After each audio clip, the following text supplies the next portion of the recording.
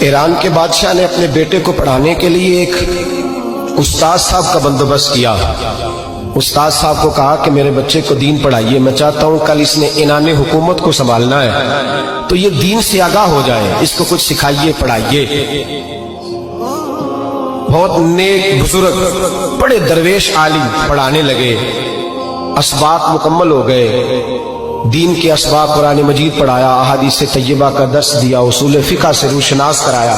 جب بچے نے مکمل تعلیم حاصل کر لی اور آمین ہو گئی، دستار ہو گئی، فارغ ہو گئے، تو پھر ایک دن استاد صاحب نے کہا بیٹے کل تم نے ضرور آنا ہے، کچھ بات کرنی ہے۔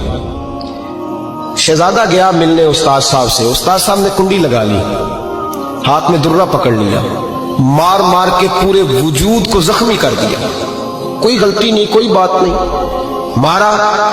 اب بچہ آیا آ کے بادشاہ سلامت سے کہا کہ ابا جی سمجھ نہیں آئی، بڑا مارا ہے استاد۔ تو سیانے تھے نا بادشاہ، یہاں تو قاری صاحب روز کٹہرے میں کھڑے ہوتے ہیں، مولوی صاحب آپ نے میرے بچے کو کیوں مارا ہے؟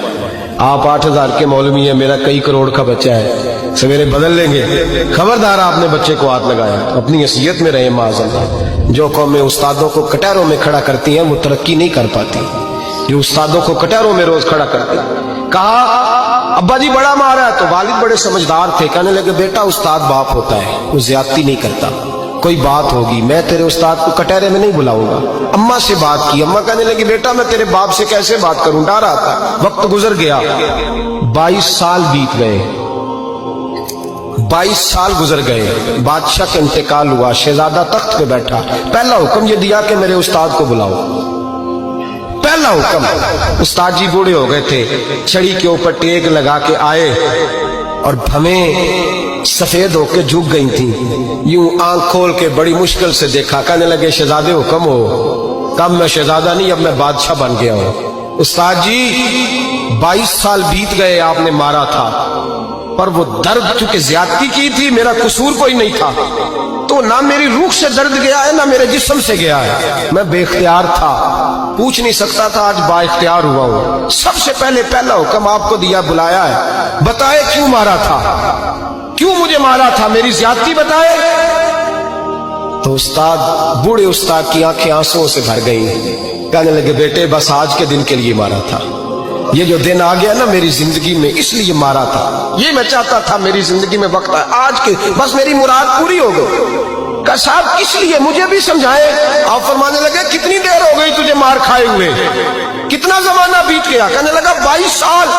فرمایا زخم بھولے تو نہیں، درد ختم تو نہیں ہوئی، تمہیں بات 1 منٹ کے لیے بھی تمہارے حافظے سے محو تو نہیں ہوئی؟ کہ استاد جی روز رات کو یاد آتی، روز خیال آتا تھا۔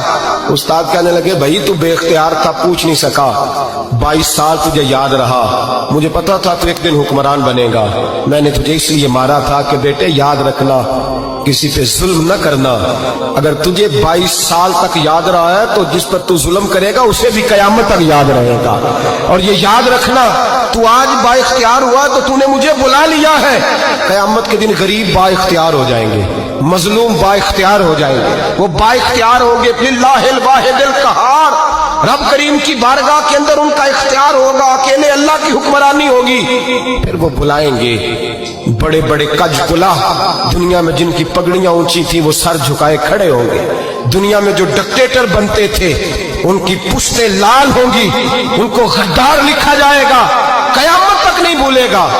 ظلم کرنا تو سوچ سمجھ کے کرنا، اتنا کرنا جتنا تم سہ سکتے ہو، اتنی زیادتی کرنا جتنی قیامت میں تم برداشت کر سکتے ہو۔ میرے نبی کریم صلی اللہ علیہ وسلم نے فرمایا ظلم سے بچو، یہ قیامت کے اندھیروں میں سے ایک اندھیرا ہوگا۔ زندگی میں زیادتی نہ کریں، اگر تھوڑی دیر کے لیے کوئی چیز برداشت کر جائیں گے تو وہ فائدہ دے جائے گی، کچھ دیر کے لیے اگر سہ جائیں گے تو نفع مل جائے گا، سہنے کی کوشش کریں۔